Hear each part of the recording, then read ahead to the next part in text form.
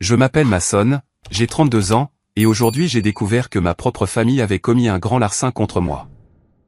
Avant de vous raconter le moment où le visage de mon frère est devenu de la couleur de la cendre froide, faites-moi savoir d'où vous regardez dans les commentaires. Je veux vraiment savoir si les familles sont aussi folles partout ailleurs dans le monde, ou si j'ai juste eu de la chance. C'était un mardi après-midi, le genre de mardi qui semble lourd, comme si l'air était plein d'eau, mais qu'il ne pleuvrait pas.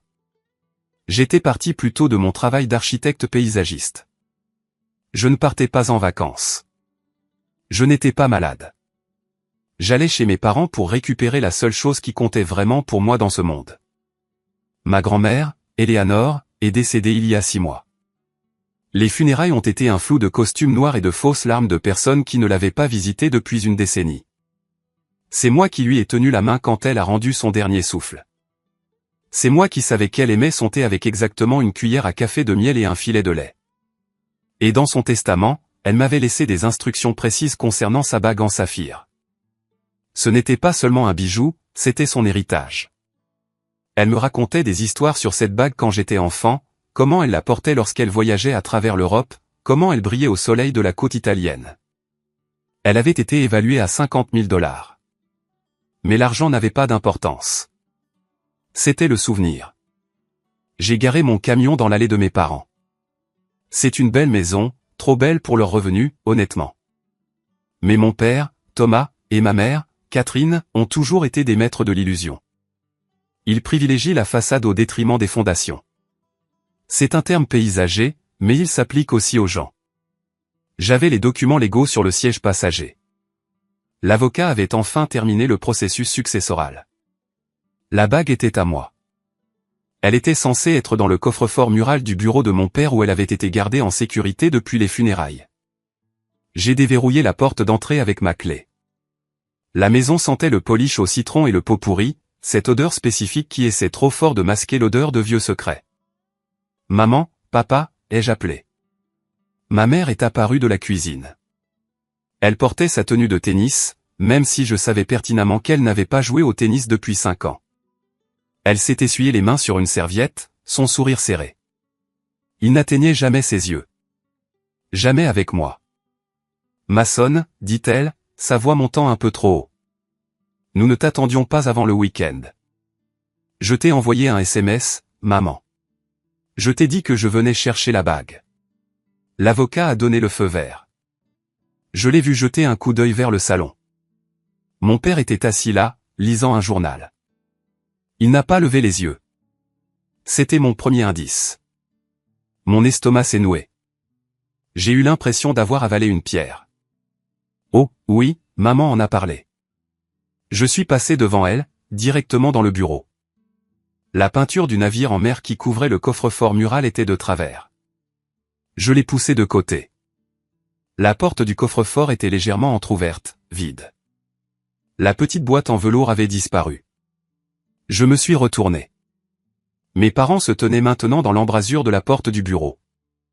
Ils ressemblaient à 2 adolescents pris en flagrant délit de fumer derrière le gymnase. Sauf qu'il n'y avait aucune culpabilité dans leurs yeux, seulement du défi. Où est-elle, ai-je demandé.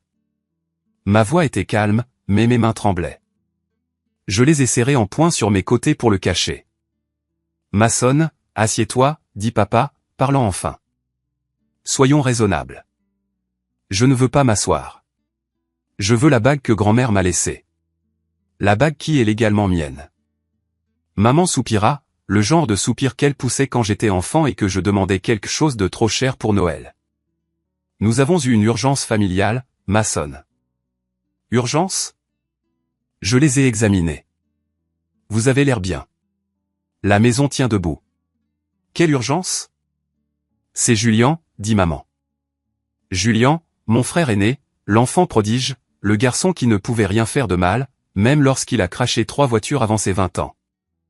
Julian, qui était actuellement directeur des ventes dans une entreprise technologique, même si je suis presque sûr que son titre de poste réel était sensu professionnel. Il est blessé, ai-je demandé. Non, dit papa, s'avançant. Il avait besoin d'aide. Il va faire sa demande à Chloé. J'ai cligné des yeux. D'accord. Et, continua maman, lissant sa jupe. Chloé vient d'une famille très importante. Vous savez, son père est dans le développement immobilier. Ils s'attendent à un certain standing. Les pièces se sont assemblées dans ma tête comme un piège à ours qui se referme. Vous lui avez donné la bague, ai-je murmuré. Nous ne la lui avons pas donnée, corrigea papa. Nous l'avons laissé l'utiliser pour la demande. Il doit faire bonne impression, Mason. Il ne peut pas faire sa demande à une fille comme Chloé avec un diamant acheté en magasin. Il a besoin de patrimoine. Il a besoin de poids. Ce n'est pas à vous de la donner, ai-je crié. Le son rebondit sur les murs d'acajou. Grand-mère me l'a laissé spécifiquement par mon nom. Tu ne sors même avec personne, Mason, claqua maman, abandonnant la façade gentille. Qu'est-ce que tu vas faire avec un saphir de 50 000 $? Le garder dans un tiroir? Julien construit un avenir. Il assure un mariage qui élèvera toute cette famille.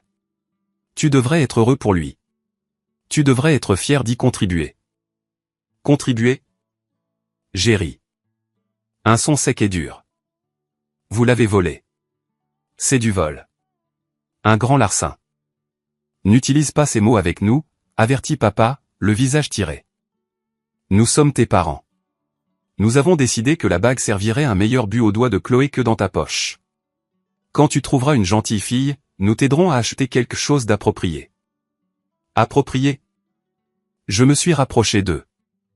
Vous pensez que voler mon héritage est approprié? J'ai sorti mon téléphone.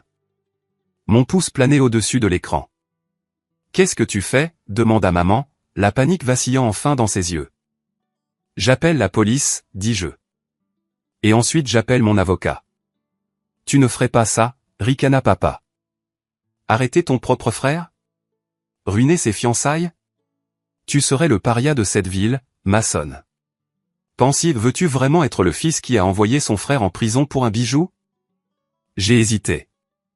Il savait exactement où me frapper. Il savait que je détestais les conflits. Il savait que je valorisais la paix. Mais il ne s'agissait pas seulement d'une bague. Il s'agissait de respect. Il s'agissait de grand-mère. Juste à ce moment-là, mon téléphone a vibré. Une notification d'Instagram. J'ai regardé. C'était Julien. Il avait posté une photo il y a 5 minutes. C'était un gros plan d'une main parfaitement manucurée, la main de Chloé. Et là, posé sur son annulaire, se trouvait le saphir. Il était énorme, d'un bleu profond, entouré de diamants. La légende disait, elle a dit oui, je m'attache à l'amour de ma vie. Un homme offre le meilleur à sa reine. 50 000 $ à son doigt, mais elle n'a pas de prix pour moi. J'ai fixé l'écran. L'audace. Il se vantait du prix. Il utilisait le souvenir de grand-mère pour se faire valoir sur Internet. Il l'a posté, dis-je, montrant l'écran à mes parents. Il se vante de sa valeur. Elle est magnifique sur elle, dit maman, souriant à l'écran. Tu vois, elle y est à sa place. J'ai mis le téléphone dans ma poche. La rage dans ma poitrine s'est refroidie en quelque chose de dur et de froid. Quelque chose de dangereux. Tu as raison, dis-je doucement. Papa se détendit. Bien. Je savais que tu serais raisonnable. Je n'appelle pas la police, dis-je. Maman laissa échapper un soupir. Dieu merci. Je vais faire du thé. Non, dis-je en me tournant vers la porte. Je ne reste pas pour le thé et je n'appelle pas la police parce que je ne veux pas que Julien ait l'excuse d'être une victime. Je ne veux pas qu'il dise que son petit frère jaloux a ruiné son moment. J'ai ouvert la porte d'entrée. Le soleil brillait dehors, vif et moqueur. Je vais la récupérer, leur ai-je dit. Et quand je le ferai, vous deux allez réaliser exactement ce que vous avez perdu. Vous n'avez pas seulement perdu une bague aujourd'hui. Vous avez perdu un fils. Oh, arrête d'être dramatique, appela maman alors que je marchais vers mon camion. Tu t'en remettras pour Thanksgiving. J'ai claqué la portière du camion. Je n'ai pas démarré le moteur immédiatement. Je suis resté assis là, serrant le volant jusqu'à ce que mes jointures deviennent blanches. J'ai regardé la maison, la pelouse parfaitement entretenue, la peinture fraîche, les mensonges. Il pensait que j'étais faible. Il pensait que j'étais l'enfant de secours. Celui qui arrangeait les choses. Celui qui s'occupait des aspects désagréables de la vie comme la maladie et la mort pour que Julien puisse briller sous les projecteurs. Il se trompait. J'ai démarré le moteur. Je ne rentrais pas chez moi. J'allais au seul endroit où la vérité existait encore. J'allais voir grand-père Isaac, m'éloignant de la maison de mes parents. La route s'est brouillée. Je ne pleurais pas. J'avais dépassé ça. Je vibrais de colère. Chaque borne kilométrique que je passais me semblait un souvenir que je ne voulais pas revisiter. Vous devez comprendre la dynamique.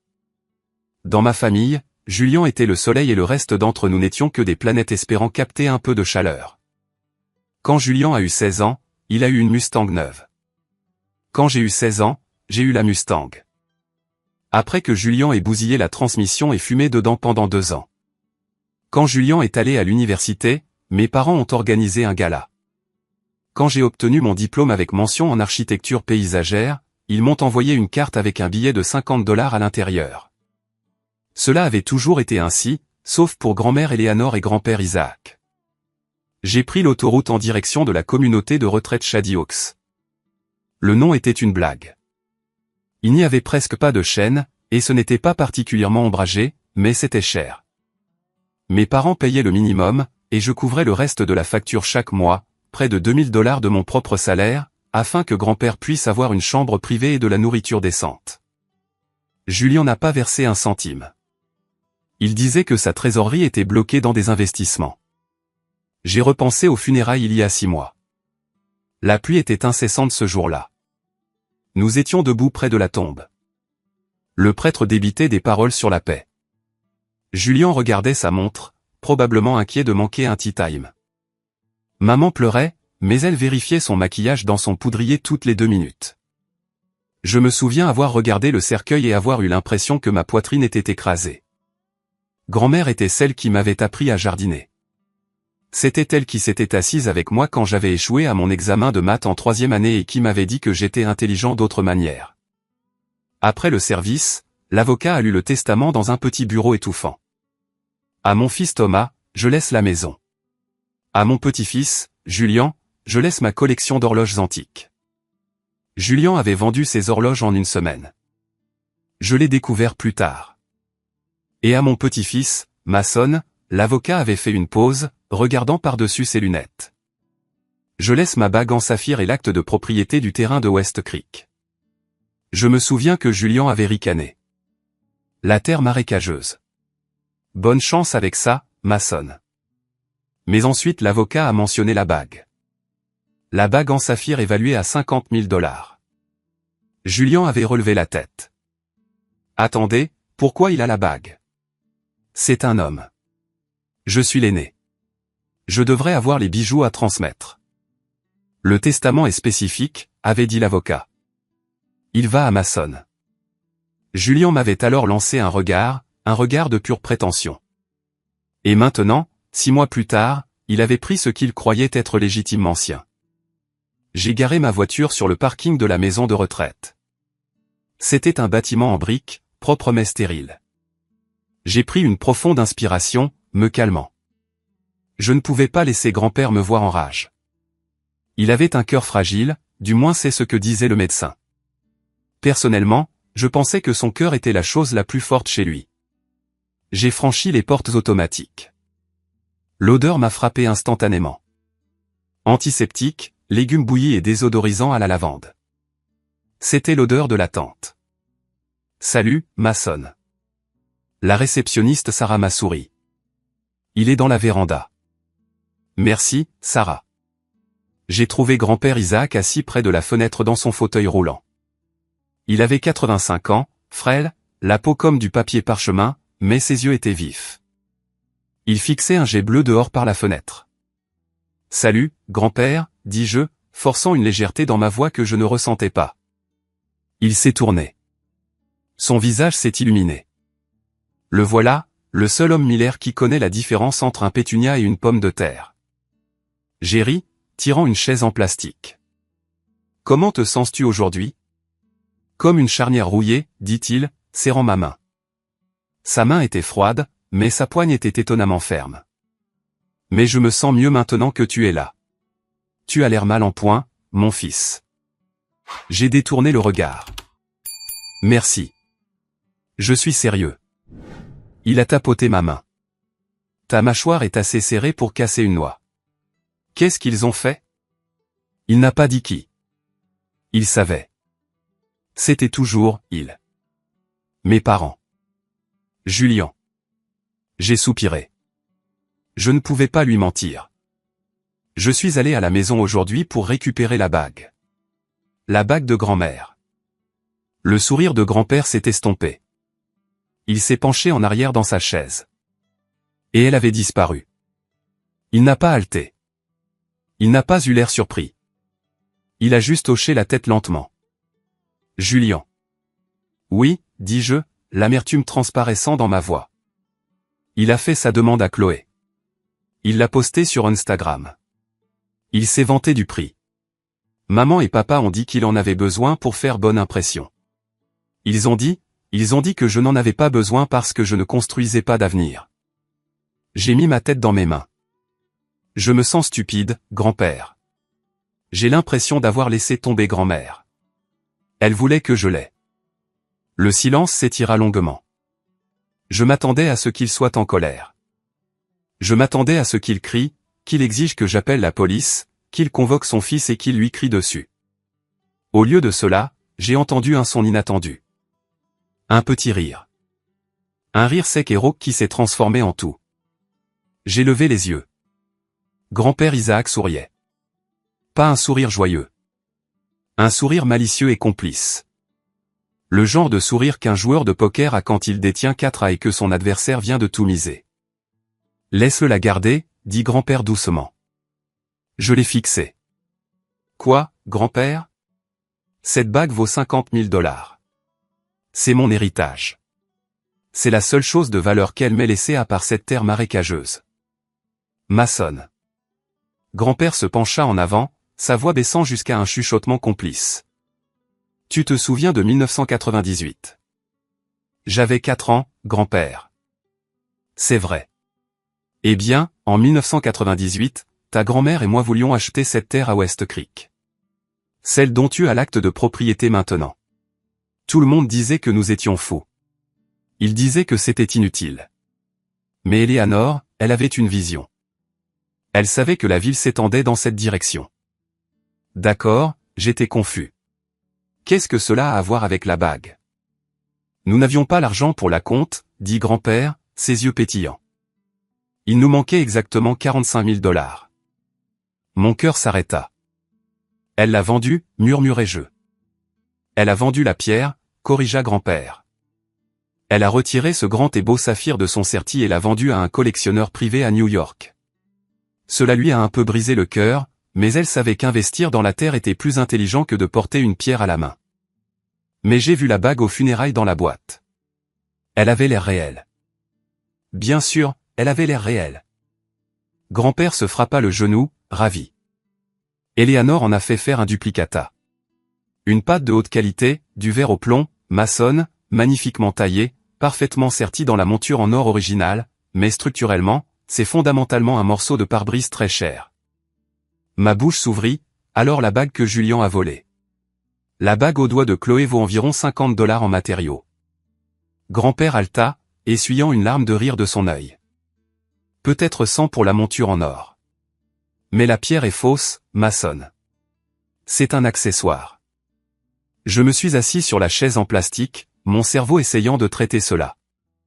Mon frère, l'homme qui se souciait plus des marques que des êtres humains, venait de faire sa demande à une socialité fortunée avec un morceau de verre. Est-ce que quelqu'un d'autre le sait, ai-je demandé. Personne. Grand-père secoua la tête. Juste moi et Eleanor. Et maintenant toi. Tes parents pensent que c'est la vraie. Ils pensent que cette évaluation de 1990 est toujours valide. Un lent sourire commença à se répandre sur mon visage. La colère qui m'avait consumé quelques instants auparavant s'évapora, remplacée par un sentiment de justice froid et exaltant. Le visage de mon frère a pâli, marmonnai-je, imaginant le moment où il le découvrirait. Exactement, dit grand-père. Maintenant, écoute-moi. Ne dis pas un mot. Pas encore. Quand, ai-je demandé. La fête de fiançailles, dit grand-père. C'est ce samedi, n'est-ce pas? Dans ce restaurant de grillade chic. Oui, le Gilded Fork. Emmène-moi, ordonna grand-père. Fais nettoyer mon costume. Je veux être là.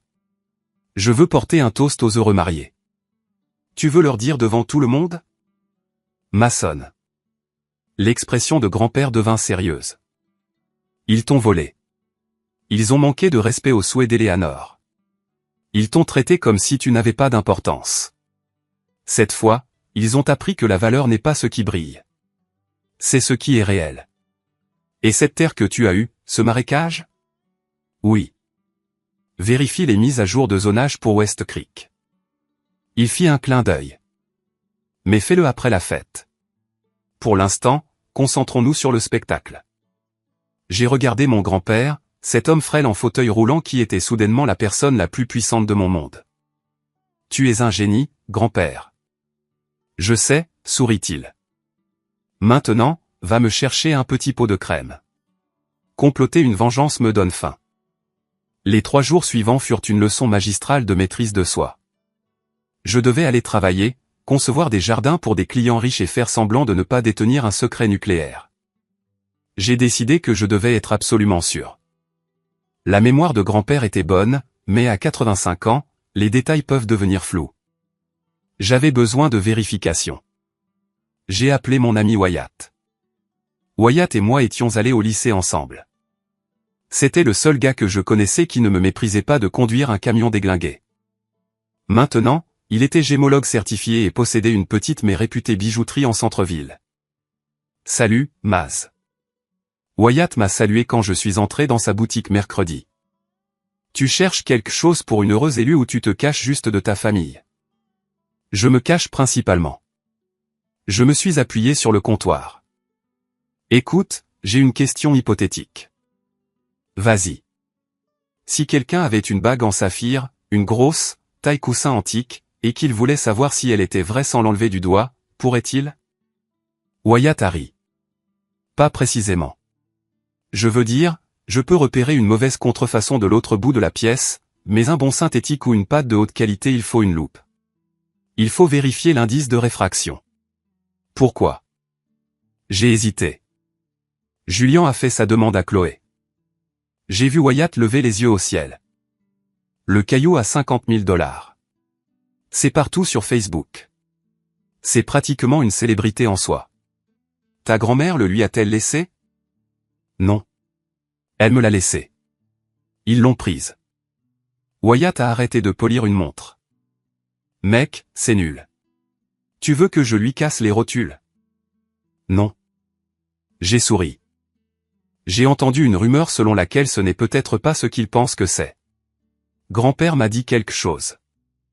Je me suis penché et j'ai chuchoté le secret sur le verre.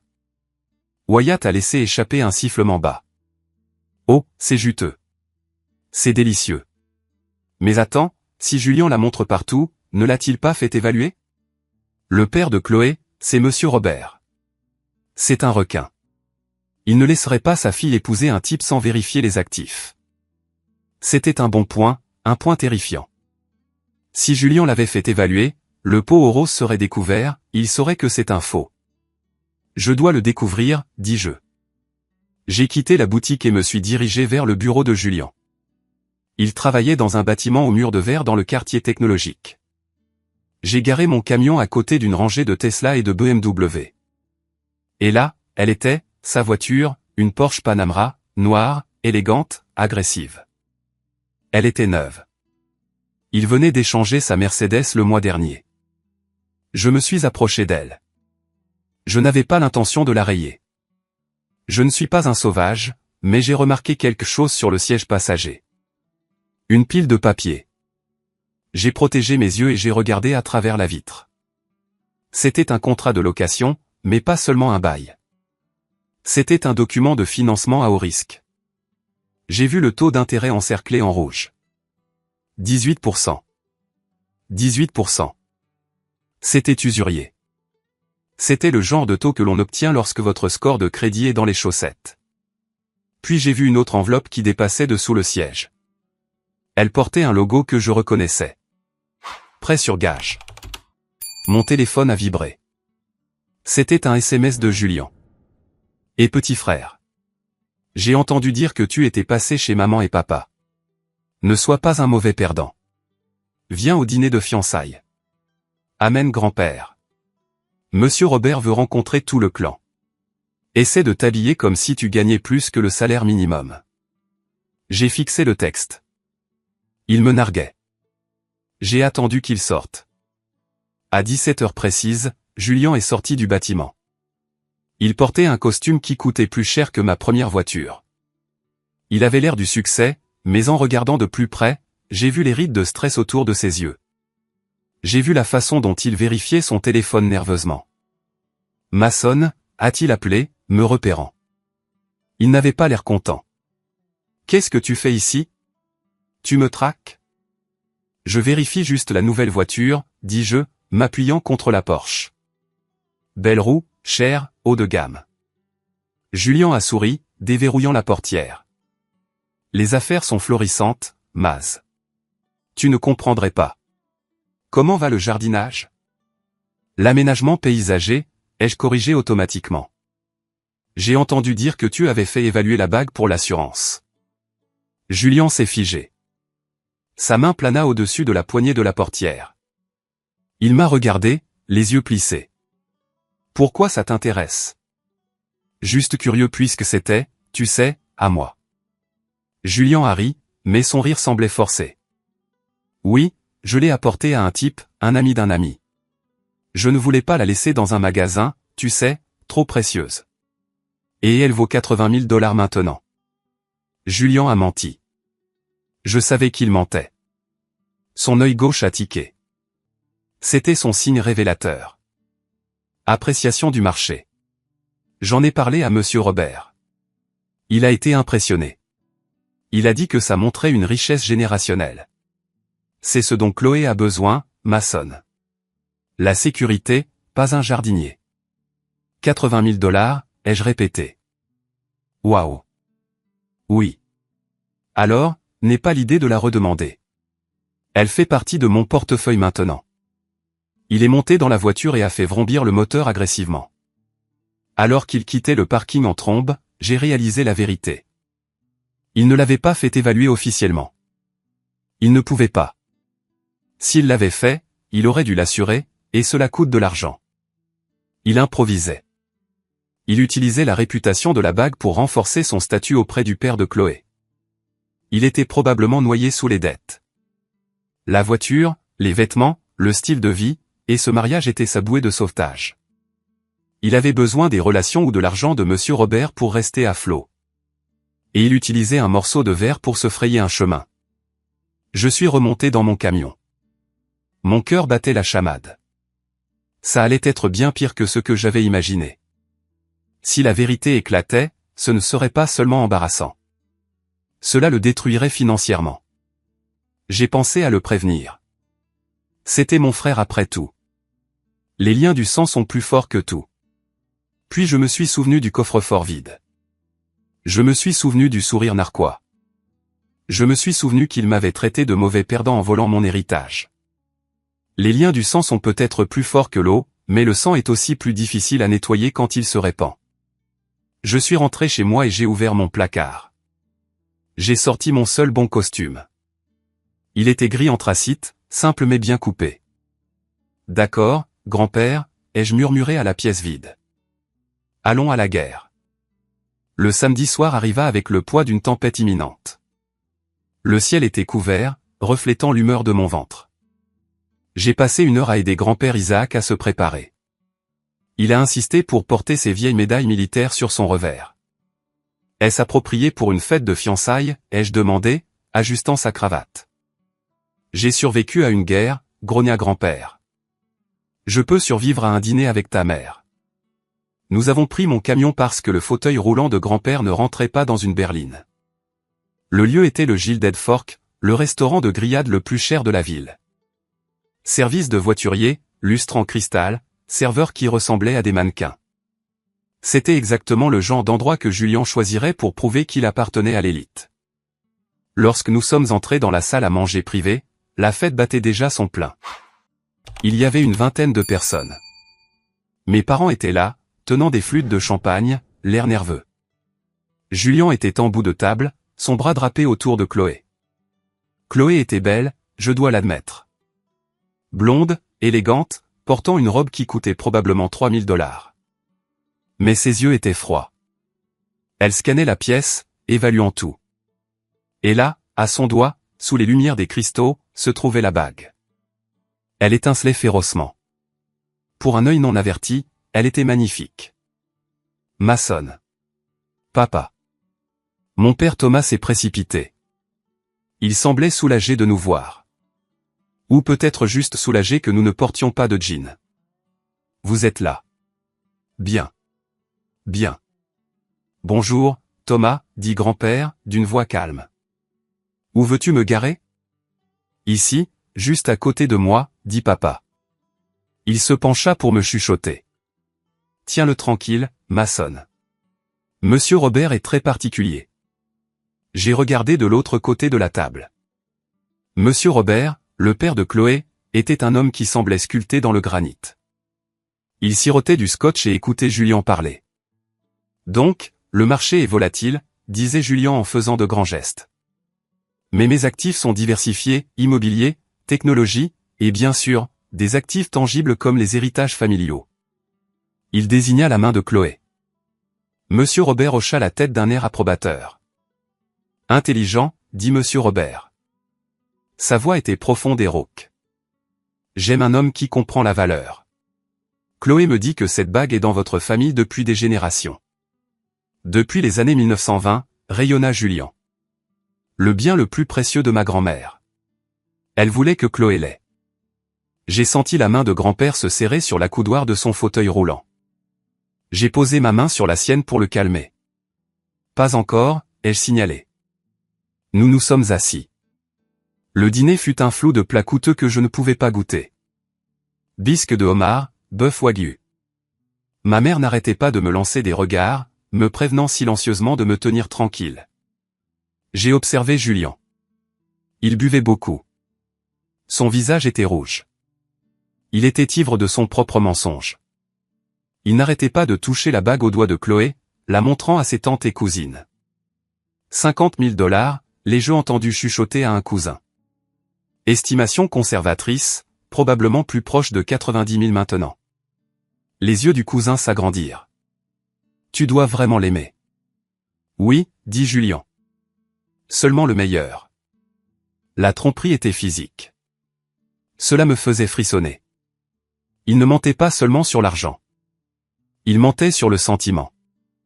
Il affirmait que grand-mère voulait que Chloé l'ait. Grand-mère n'avait jamais rencontré Chloé. Le dessert arriva. Un genre de gâteau au chocolat et paillettes d'or.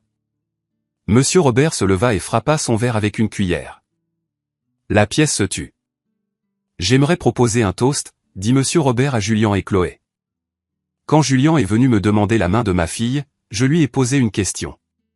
Pouvez-vous la protéger non seulement physiquement, mais fiduciairement? Pouvez-vous assurer son avenir? Il fit une pause, regardant Julien. Aujourd'hui, en voyant ce bel héritage, en voyant le respect de la tradition et de la valeur. Je crois que la réponse est oui. Bienvenue dans la famille, mon fils. Tout le monde applaudit.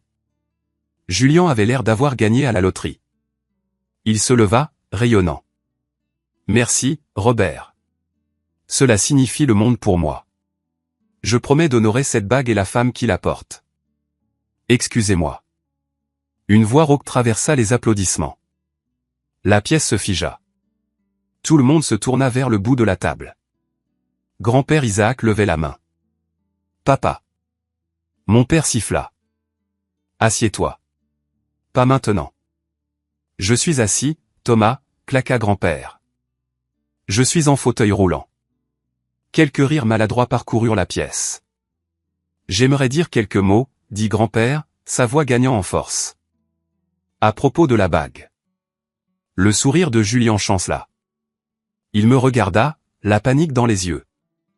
Il pensait que je lui avais raconté le vol. Il ne savait pas que grand-père en savait plus.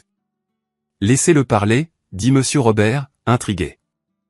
C'est le grand-père. Allez-y, monsieur. J'ai fait avancer légèrement le fauteuil de grand-père afin qu'il puisse faire face à tout le monde. Mon cœur martelait mes côtes comme un oiseau en cage. C'était ça. Cette bague, commença grand-père, pointant un doigt tremblant vers la main de Chloé.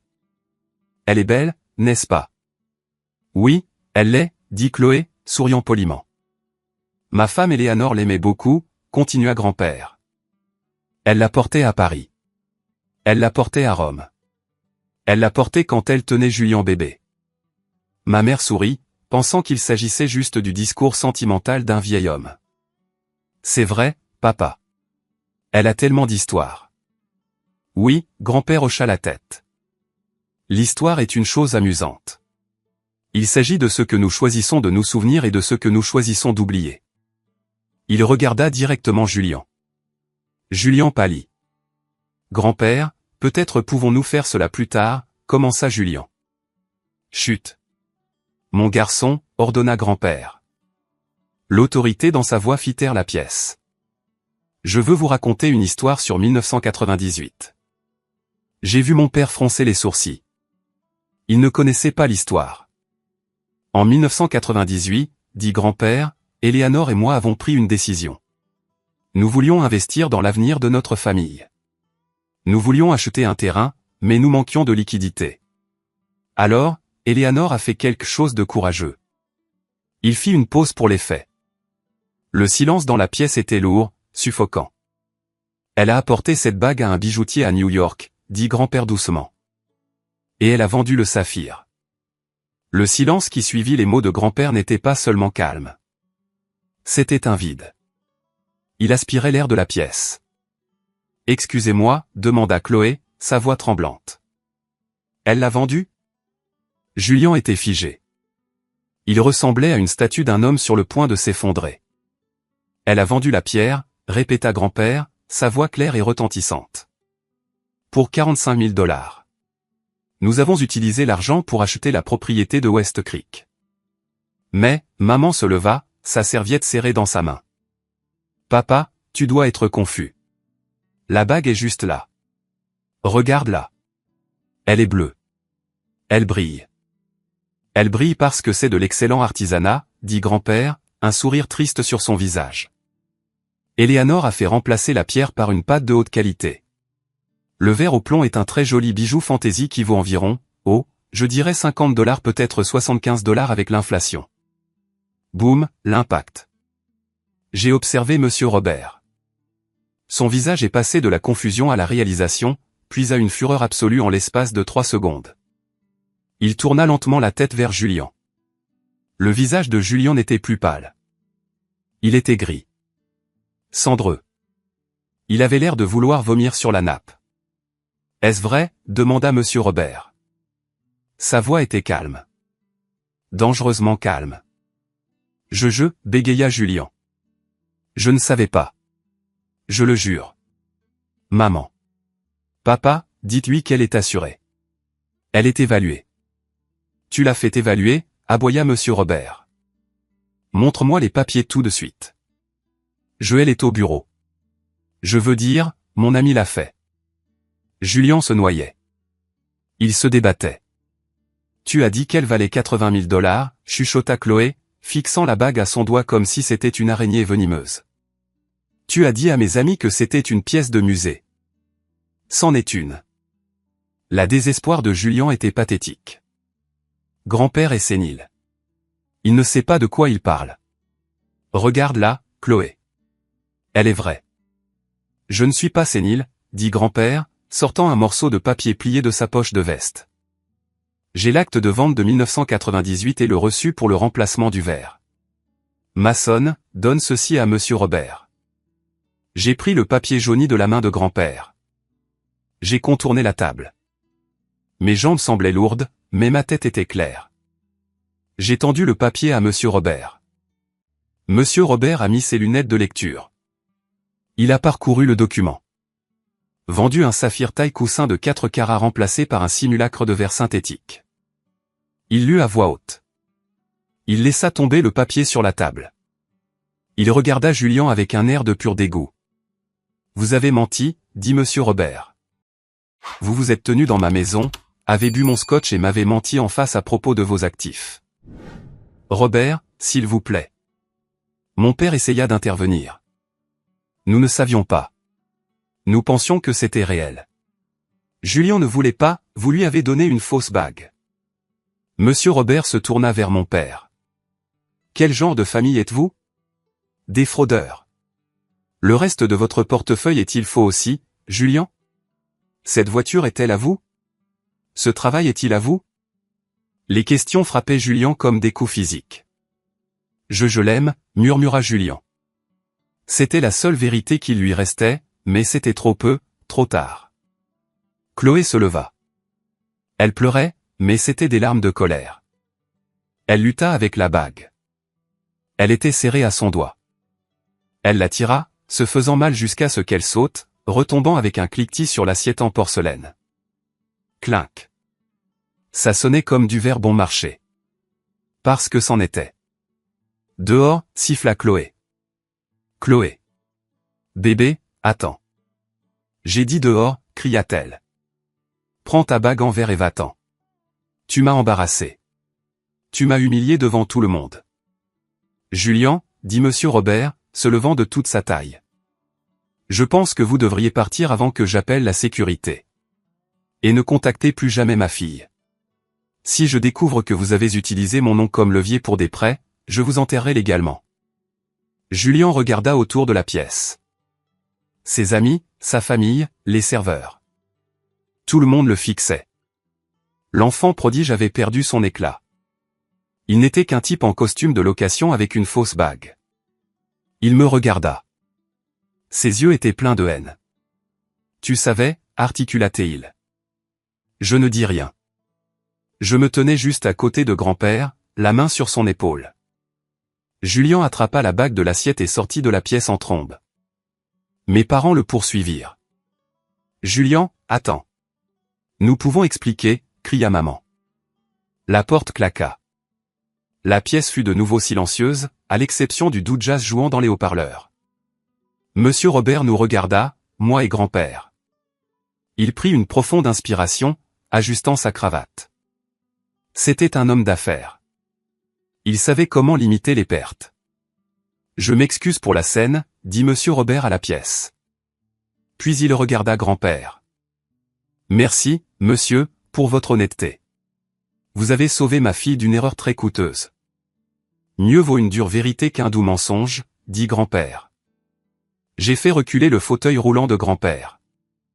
Nous allons partir maintenant. Prends le gâteau, chuchota grand-père.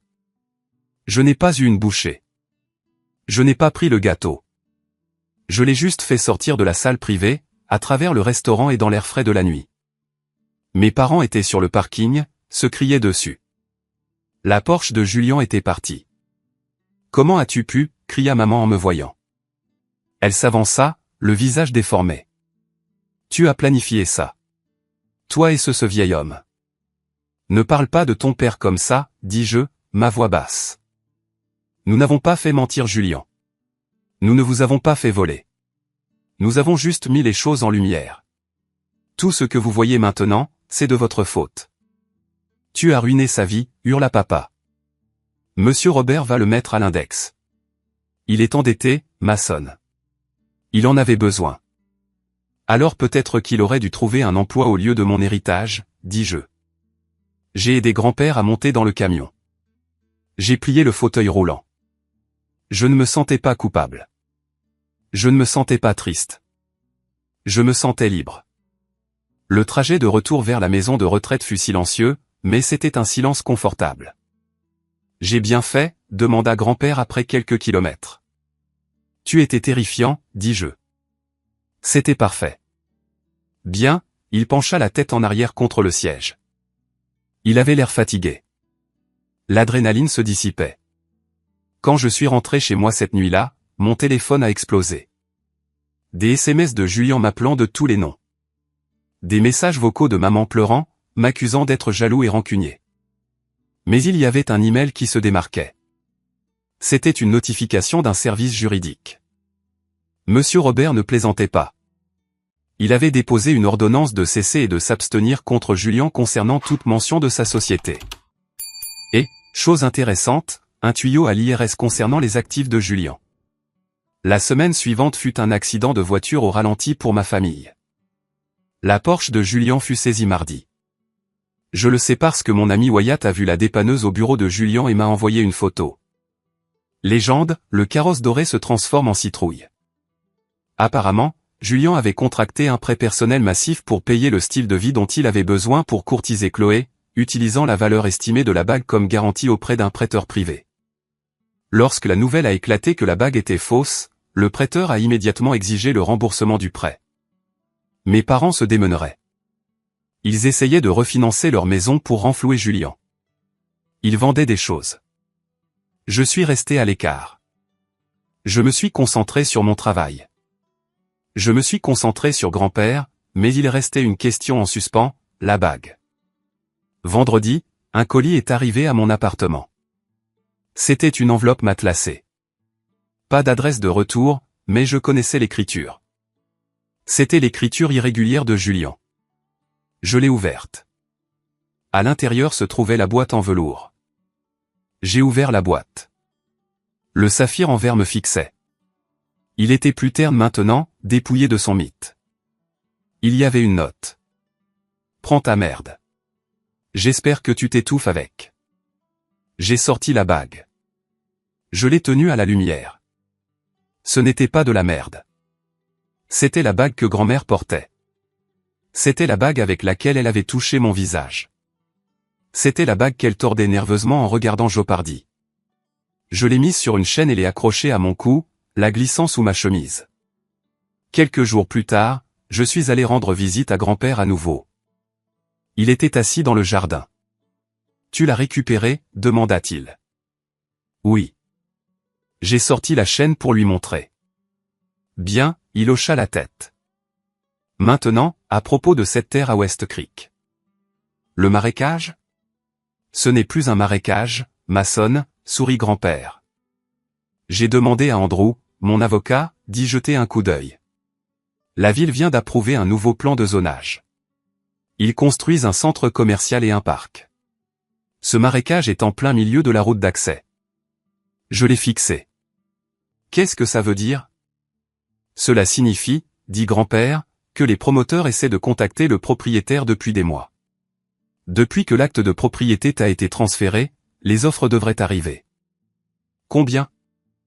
La dernière offre que j'ai entendue pour le lot voisin. Grand-père fit une pause. 2 millions. Je me suis étouffé avec ma propre salive. 2 millions, à peu de choses près, dit grand-père. Eleanor savait. Elle disait toujours, la terre est la seule chose dont on ne fabrique pas plus. Je suis resté assis là, le poids de la bague en verre contre ma poitrine, réalisant que si mon frère s'était battu pour le faux clinquant, grand-mère m'avait laissé la réalité boueuse, désordonnée, incroyablement précieuse. Et maman et papa, ai-je demandé. Ils savent ? Ils pensent que c'est un marécage. Grand-père haussa les épaules. Gardons ça comme ça pendant un certain temps. Laissons-les se concentrer sur les frais de justice de Julien. J'ai ri. C'était un vrai rire, profond et sonore. Mes parents avaient volé une bague à $50 et perdu un fils valant plusieurs millions de dollars. Ils avaient misé sur le mauvais cheval, la mauvaise valeur, la mauvaise vie. Tu sais ce que je vais faire, dis-je. Acheter une Porsche, taquina grand-père.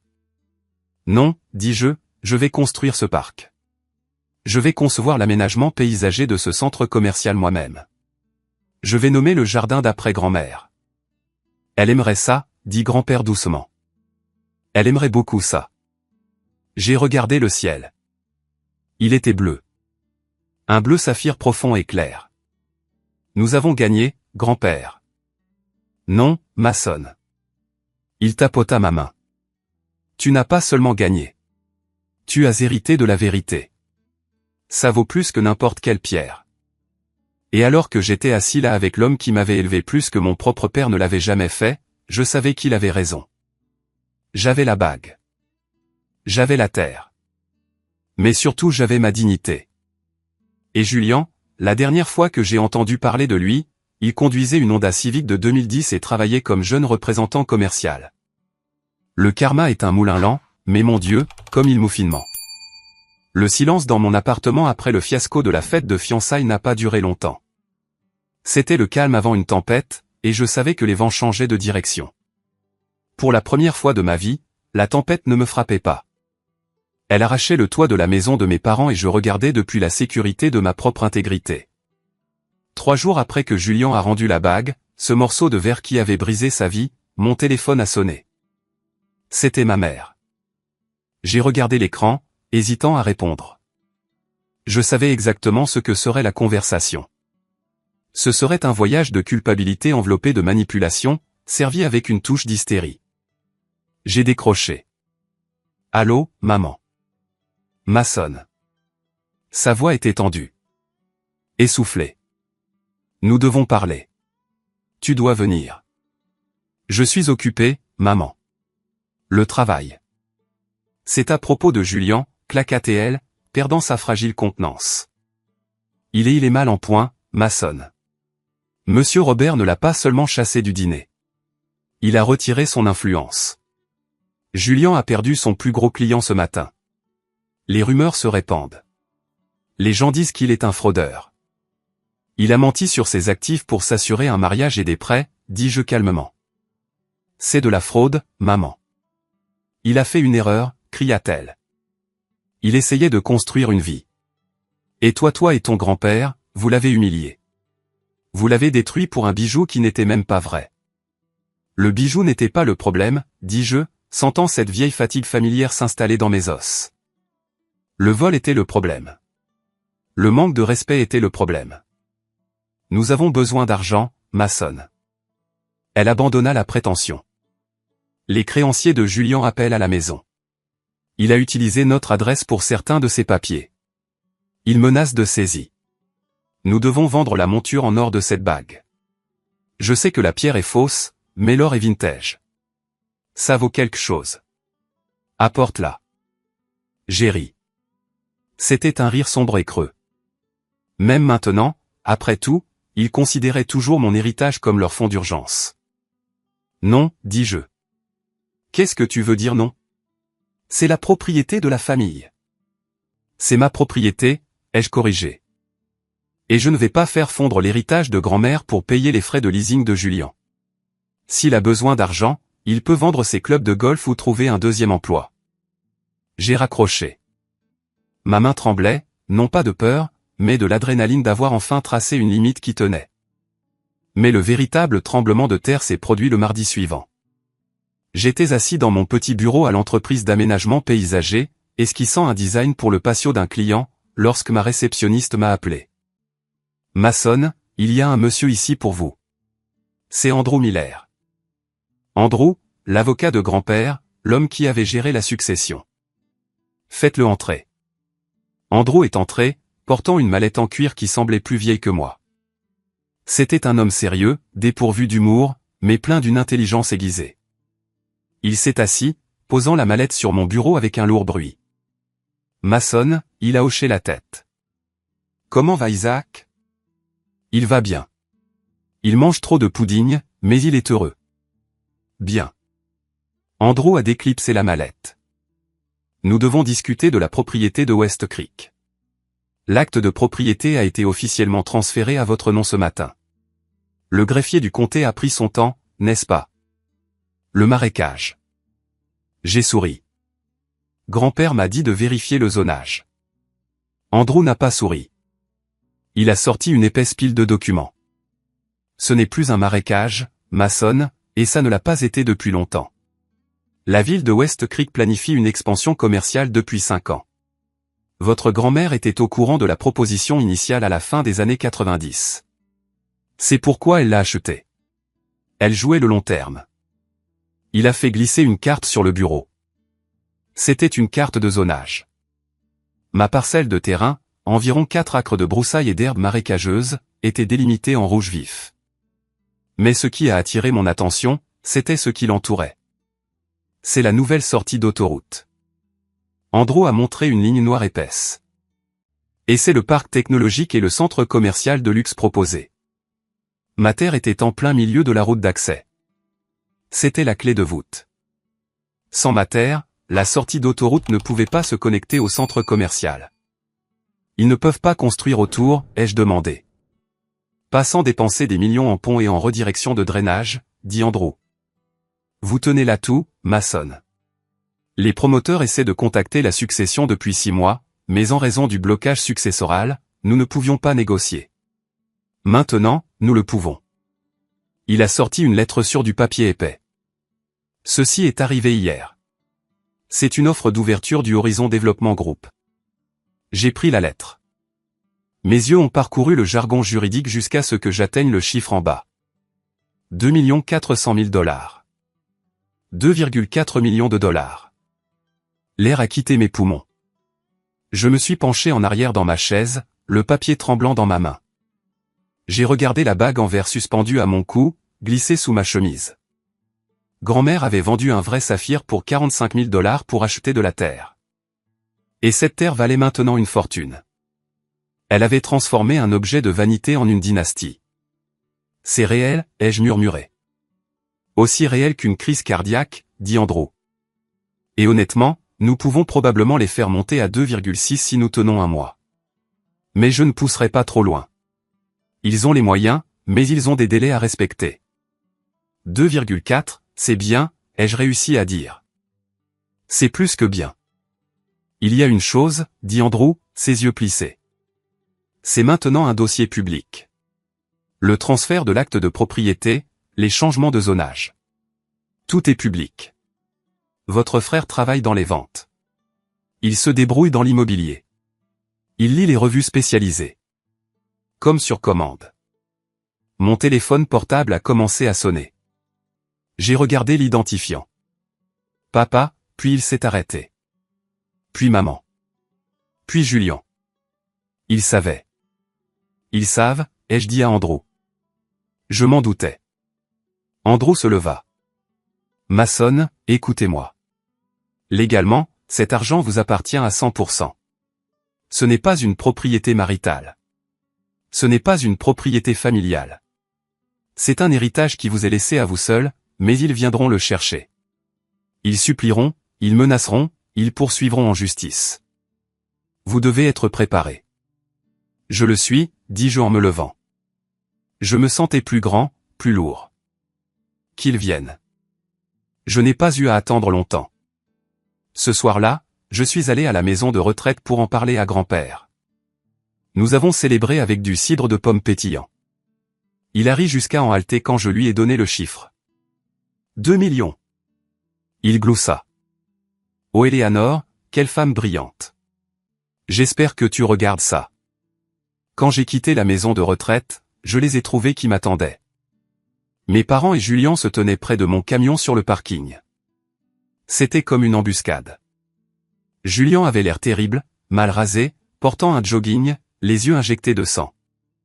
Mes parents semblaient vieillis, leur visage tiré par l'anxiété et l'avidité.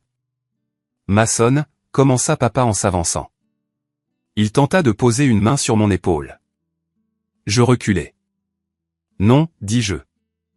Nous avons entendu, dit Julien, sa voix rauque. À propos du terrain, l'affaire West Creek. Les nouvelles voyagent vite, dis-je, déverrouillant mon camion. Nous devons parler de la répartition, dit papa, s'éclaircissant la gorge. Évidemment, grand-mère avait l'intention que ce terrain profite à toute la famille. Elle n'aurait pas pu savoir qu'il vaudrait autant. Si elle l'avait su, elle l'aurait partagé. Elle savait exactement ce qu'elle faisait, dis-je. Grand-père m'a dit qu'elle l'avait acheté comme un investissement et qu'elle l'avait laissé à la seule personne qui lui rendait visite, à la seule personne qui tondait sa pelouse, à la seule personne qui ne lui volait pas. Je n'ai pas volé, hurla Julien. C'était un malentendu. Et maintenant, Mason, regarde-moi. Je suis ruiné. Je n'ai rien. Chloé est partie. Mon travail est parti. Ils vont me ruiner. Tu as 2 millions de dollars qui arrivent. 2 millions? Tu ne peux pas simplement garder ça. Nous sommes frères. Nous n'étions pas frères quand tu as pris la bague, dis-je doucement. Nous n'étions pas frères quand tu as raillé mon travail. Nous n'étions pas frères quand tu as laissé maman et papa me traiter comme laide pendant que tu jouais le prince.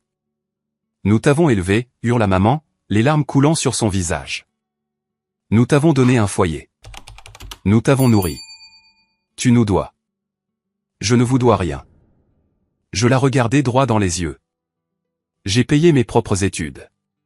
Je paie les soins de grand-père. Je paie ma propre vie. Vous avez tout donné à Julien. Vous avez parié sur lui. Vous avez mis toutes vos mises émotionnelles et financières sur l'enfant prodige. Je désignai Julien qui tremblait dans l'air frais de la nuit. Eh bien, regardez votre investissement. Je dis, il s'est effondré. Vous ne pouvez pas encaisser mes parts simplement parce que votre portefeuille a échoué. Espèce de salaud égoïste, cracha Julien, se jetant sur moi. Je ne bronchais pas. Je le regardais simplement. Il s'arrêta à quelques centimètres de mon visage, ses mains tremblantes. Il était faible. Il avait toujours été faible. Soutenu par nos parents complices. Je vais vendre le terrain, dis-je, ma voix résonnant dans le parking vide. Et savez-vous ce que je vais faire avec l'argent? Ils attendaient, l'espoir vacillant dans leurs yeux. Peut-être pensaient-ils que je dirais que je leur achèterais une maison ou que je paierais les dettes de Julien. Je vais construire un parc, dis-je. Un jardin public gratuit pour tous. Je vais utiliser mon diplôme, celui dont vous vous êtes moqué, pour concevoir quelque chose de beau. Et je vais l'appeler le jardin commémoratif Eleanor Miller. Tu le gaspilles, hurla papa. Tu le jettes en l'air pour des fleurs. Ce n'est pas un gaspillage. J'ouvris la portière de mon camion. C'est un héritage. Quelque chose de réel. Quelque chose qui dure plus longtemps qu'un leasing de Porsche. Je montai et démarrai le moteur. Maçonne. Maman frappa à la fenêtre. Maçonne, s'il te plaît. Juste un prêt. 10 000 $ juste pour aider avec les avocats. Je la regardai à travers la vitre. Je vis le désespoir, mais je vis aussi la manipulation. Si je leur donnais 10 $, ils reviendraient pour 20. Si je leur donnais 10 000 $, ils voudraient 100 000. J'ai enclenché la marche arrière. Alors que je m'éloignais, je les ai observés dans le rétroviseur. 3 silhouettes debout sous le lampadaire vacillant, rapetissant de plus en plus jusqu'à n'être que des ombres dans l'obscurité. J'ai touché la bague sous ma chemise. Elle était chaude contre ma peau. Au revoir, ai-je murmuré. Cette nuit-là, j'ai signé les papiers avec Horizon Développement Group, mais j'ai ajouté une clause. Ils pouvaient avoir la façade commerciale, mais les 3 acres bordant le ruisseau restaient avec moi. J'allais construire ce parc, et j'allais construire ma vie selon mes propres termes. 2 ans plus tard, le soleil matinal frappait les feuilles des érables japonais que j'avais plantés, les transformant en un cramoisi brillant et translucide. Je me tenais sur le chemin de pierre, une tasse de café à la main, respirant l'odeur de la terre humide et du jasmin en fleurs. C'était terminé. Le jardin commémoratif Eleanor Miller était ouvert au public. Ce n'était pas un parc immense, mais c'était un joyau. Il avait des sentiers sinueux, un bassin à carpe koi, des bancs dédiés à l'histoire locale, et une aire de jeu pour enfants construite en bois naturel, pas en plastique. Je me suis dirigé vers le centre du jardin. Là, sur un piédestal de granit, se trouvait une statue de bronze d'une femme assise sur un banc lisant un livre. C'était grand-mère. J'avais engagé un artiste local pour la sculpter à partir d'anciennes photos. Autour du cou de la statue, j'avais incorporé un petit détail, une bague sculptée dans le bronze. C'était subtil, mais je savais qu'elle était là. Salut, patron. Je me suis retourné. C'était Wyatt. Il portait un gilet haute visibilité. Il n'était plus seulement mon ami bijoutier. Il était mon chef de projet. J'avais utilisé l'argent de l'héritage pour créer ma propre entreprise, Legacy Landscape, et Wyatt, cherchant à changer de la routine du commerce de détail, était venu pour s'occuper des opérations. Salut, Wyatt, comment se porte le système d'irrigation dans le cadran? Parfait, sourit Wyatt. La pression est stable. Au fait, nous avons eu une autre demande. La ville veut que nous redessinions la place du centre-ville. C'est le 3e contrat ce mois-ci, maçonne. Nous allons devoir embaucher plus d'équipes. Bon problème à avoir. J'ai souri. Ma vie avait changé d'une manière que je n'aurais jamais imaginée. Je n'étais pas seulement riche. J'étais respecté. Mon travail parlait de lui-même. J'avais des clients qui attendaient 6 mois juste pour une consultation. Je conduisais maintenant un beau camion, un neuf, fiable, payé en espèces. Mais je vivais toujours simplement. J'avais acheté une maison près du jardin, un endroit avec de grandes fenêtres et beaucoup de lumière. Et grand-père Isaac. Il n'a pas pu assister à l'ouverture. Il est décédé il y a 6 mois paisiblement dans son sommeil, mais il a vécu assez longtemps pour voir les plans. Il a vécu assez longtemps pour voir la première pelle toucher la terre. J'ai payé une infirmière privée pour sa dernière année. Je l'ai fait déménager de Shady Oaks dans une suite de luxe d'où il avait une vue sur la rivière. Chaque dimanche, nous mangions des petits pots de crème et regardions le football. Il est mort en sachant qu'il avait gagné. Il est mort en sachant que j'étais en sécurité. Dans son testament, il m'a laissé tout ce qui lui restait.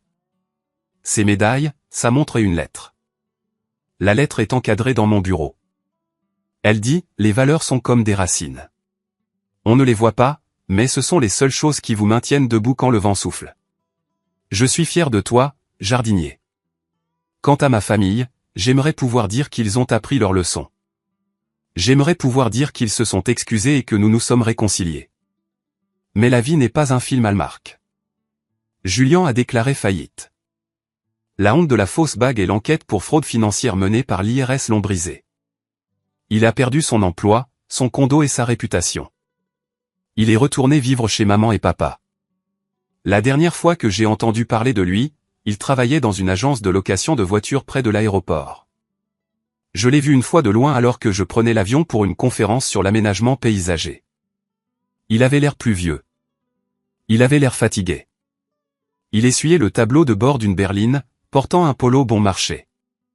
Je ne l'ai pas approché. Il n'y avait plus rien à dire. Mes parents ont dû réduire la taille de leur maison. Ils ont vendu la grande maison, celle avec la façade, et ont emménagé dans une maison de ville de 2 chambres de l'autre côté de la ville. Ils étaient amers. J'ai entendu dire par le bouche à oreille qu'ils racontaient à qui voulait l'entendre que leur fils ingrat avait volé leur héritage et les avait abandonnés. Ils ont essayé de me poursuivre en justice, bien sûr. Peu après l'affaire du terrain, ils ont trouvé un avocat assez désespéré pour prendre l'affaire. Ils ont prétendu une influence indue sur grand-mère, mais Andrew les a anéantis devant le tribunal. Il a produit des décennies de dossiers médicaux prouvant la lucidité d'esprit de grand-mère, et il a produit le registre des visiteurs de sa maison. Mason Miller, 452 visites. Thomas et Catherine Miller, 12 visites. Julian Miller, 3 visites.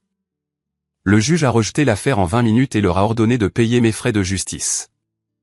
Ce fut le coup de grâce financier. Je me suis dirigé vers le banc à côté de la statue de grand-mère. Une jeune femme était assise là, lisant un livre pendant que son bambin poursuivait un papillon près des fleurs. « C'est magnifique ici, dit-elle, levant les yeux vers moi. Mon fils adore les fleurs. Merci d'avoir construit cela.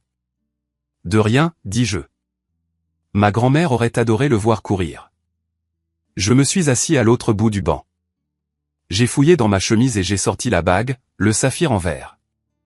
Je la portais toujours tous les jours. Les gens me demandaient parfois pourquoi un architecte paysagiste millionnaire portait un bijou fantaisie bon marché. Je leur disais la vérité. Cette bague, disais-je, tenant le verre au soleil, vaut $50. Mais elle m'a sauvé la vie. Elle m'a appris la différence entre le prix et la valeur. Elle m'a appris que les gens qui vous aiment veulent que vous ayez la vraie chose, la terre, l'avenir, la vérité. Et les gens qui vous utilisent ne s'intéressent qu'à l'éclat. Mon téléphone a vibré. C'était un SMS de Chloé. Oui, cette Chloé-là. Nous nous étions rencontrés par hasard dans un café 1 an après la rupture. Elle s'était excusée. Elle m'avait dit qu'elle se sentait horrible de la façon dont elle m'avait traité au dîner. Nous ne sortions pas ensemble. Elle n'était pas mon type. Trop d'énergie de femme exigeante, mais nous étions amis. Chloé, salut, j'ai vu l'article sur le jardin dans le magazine de la ville. Ça a l'air incroyable. Julian a essayé de m'ajouter en ami hier. Je l'ai bloqué. J'espère que tu vas bien. J'ai ri et j'ai répondu. Très bien. Merci. J'ai rangé mon téléphone. J'ai regardé le jardin.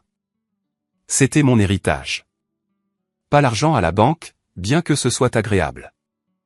Mais cette paix, cette capacité de s'asseoir sur un banc au milieu d'un mardi et de se sentir absolument et complètement suffisant.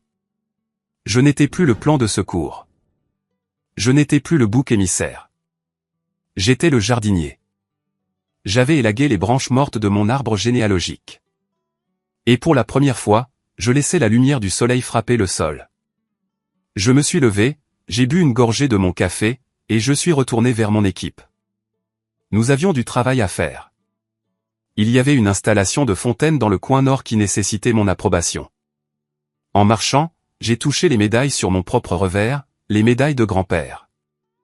Je les portais lors d'occasions spéciales maintenant. Aujourd'hui n'était qu'un mardi, mais cela me semblait spécial. Chaque jour de liberté me semblait spécial. Grand-père avait raison. Qu'il garde la fausse bague. Qu'ils aient l'illusion. Je prendrai la terre. Je prendrai le travail. Je prendrai la vérité. Parce qu'en fin de compte, le verre se brise. Mais la terre demeure. Cette histoire ne parle pas seulement d'une bague ou d'un frère vindicatif. Elle parle de la différence fondamentale entre la valeur nette et l'estime de soi. Nous vivons dans un monde obsédé par l'étalage, les voitures flashy, les gros diamants, les publications Instagram soignées. Mon frère Julien et mes parents ont passé toute leur vie à courir après l'apparence de la richesse au point de sacrifier leur intégrité et leurs liens familiaux pour la maintenir. Ils ont valorisé le symbole de l'héritage, la bague, plus que la source de l'héritage, grand-mère Éléanore.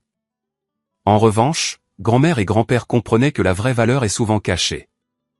Elle est dans la terre marécageuse qui semble laide mais recèle un potentiel. Elle est dans les moments silencieux de prise en charge, pas les moments bruyants de célébration. En courant après le faux éclat, ma famille a perdu le vrai trésor. À la fois la terre d'une valeur de plusieurs millions de dollars et la relation avec un fils qui les aurait soutenus. Alors, voici ma question pour vous. Avez-vous déjà eu un moment dans votre vie où vous avez dû choisir entre paraître réussi et être réellement fidèle à vous-même? Ou avez-vous déjà découvert que quelque chose ou quelqu'un que vous sous-estimiez s'est avéré être la chose la plus précieuse de votre vie? Je veux entendre vos histoires. Laissez un commentaire ci-dessous avec votre perspective. Ou si vous êtes d'accord que l'intégrité est l'héritage ultime. Commentez simplement le mot « bien » pour que je sache que vous avez tenu bon avec grand-père Isaac et moi jusqu'à la toute fin. Votre interaction et de l'histoire a touché plus de personnes qui pourraient avoir besoin d'entendre qu'il est acceptable d'être le bouc émissaire qui s'en va pour construire son propre jardin. Merci d'avoir écouté. Sí, sí. Está muy bonito, ¿eh? Me encanta esta zona tan particular. Acá ya en el tercer piso sería ya mi zona con otra vez otro ventanal, un poquito más pequeño, pero bueno. Y ya con el tercer piso tenemos un ventanal dirigido directamente para dormir con las vistas preciosas de la reina. O sea, literalmente. Yo duermo lo mismo. Muy bonito, Y pues muy por aquí bonito. tenemos un pequeño balconcito a la casa. Tenemos una mosca. Un Se le pequeño va. balconcito en la No cama. sacó la basura, de no casa. sacó la basura. Y por aquí, como para ver. Y listo, esa sería mi casa provisional. ¿Cómo lo ves? Muy bonita, ¿eh? Está muy bonita. Es la más bonita que he visto hasta el momento. Bueno, también la de Misterio se me hace una casa muy bonita, pero me encanta esta zona. Esta zona es mi favorita. Está Oh, gracias. muy linda. Y la va a destruir, ¿eh? Sí. No la voy a destruir, o sea, la voy a dejar así. Sí la va a pero- destruir. La La va a destruir. Ahora dice. Ahora dice. Ok. Ahora dice que no. Pero, o sea, es que mi plan era destruirla y hacer un tronco. Pero dije, no, en la parte de la izquierda me cabe. Y pues hice el tronco a la izquierda. Sí, sí te ocupo, sí te ocupo. Y pues sigue la de Cash.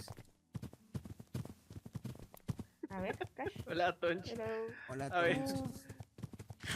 Vea, o sea, en mi casa igual también es solo como la estructura. Y él no tiene tinta que le sobre. ¿Tinta ¿De qué? Siente que. La de magia. Ah, no, yo no. Toma, mira, No, uno. marica. Bueno, en mi caso sí es solo la estructura por el momento, todavía no la No tengo más. terminado bien. Gracias. Esta va a ser, esta es la entrada de la casa de este condominio de 2 chunks cuadrados. Esta va a ser la zona de cocina y comedor. Toda la casa tiene vistas hacia el puente que también se construyó las primeras semanas de la serie, los primeros días. Bonito, muy bonito. Entonces esta va a ser como la primera zona. Esta de acá es una sala con recibidor. Hacia el piso inferior, la planta inferior, tengo esta primera zona que no sé por qué tengo una cama acá. Esto va a ser donde vaya a ser como zona de almacenamiento y esto va a ser mi cuarto de magia. O sea, voy a tener una biblioteca con la zona del Evil Craft también. Todo está debidamente iluminado. Hacia la parte de adentro hice una pequeña ampliación también acá, donde voy a empezar a meter cosas del Create y hacer una fábrica de huevos. Ok, caray. perfecto. Oye, Y- muy bien. Terminando hacia el tercer piso, que ya es la zona privada, donde voy a tener Ah, caray. aquí primeramente un recibidor también pequeño, posiblemente con stands de armaduras, y este sería el cuarto, la habitación principal. Muy bonito todo, Ah, Cash. también deben de recalcar que recalcar que esa costa, no sé cómo llama eso, ese puente, lo hizo Cash. ¿Ah, lo dices tú, Cash? Sí, ese lo Oye, hice Muy yo. bonito. ¿Esa cosa del medio es un huevo? Sí, Hermano, Dino se dio cuenta, yo nunca me di cuenta. Sí, te lo vi y dije, es una cruz invertida. ¿Cómo? pero ¿cómo hacer una cruz invertida? ¿Cómo? Oye, ¿eso es divertido? ¿De O dónde? una poción. No, es que agárrenle la formita. Está más chiquito de abajo. Bueno, Más como que grande de arriba. la visión. No. ¿Cómo? No, es que Bueno. desde acá, es por lo que estamos como en diagonal, no se nota tanto, pero... Ajá. Con razón, Julieta Lo se, único que se, falta, la se zona junta de la con bandida. casa, Lo que No. falta es la primera casa que hicimos nosotros. Lo del que team. falta son ventanas. Vente. Esta es la casa Sí, Una tal del vez. team. Esta es la casa Mira. del team. Esta es la primera casa del team. A ver, a ver. También toca quitar el primer trono de la reina. Pero sí, sí la bebió, ¿no? ¿O no la vio? Está muy bonito, No. Aquí es donde yo conocí a la Este reina es- por primera vez. Ah, tú sí viste esto. Ah, yo sí. Aquí, de hecho, mis corazones me los aumenté aquí. Oh. Sí, es que no sabía Ya. cómo usarlo y Avenda me dijo. Que fue cuando vine a buscar a Cash, pero no sé dónde andaba Cash. Oh. Muy Me topé a seguramente Avenda, metido en algún lado sacando materiales. probablemente. O muerto por un dragón, porque eso sí me han matado mucho. A la Y bueno, máxima. esta es la primera casa del team. La casa Acogedora. funcional. Con razón dije, "Es que tanto vivía aquí. Tipo de camas.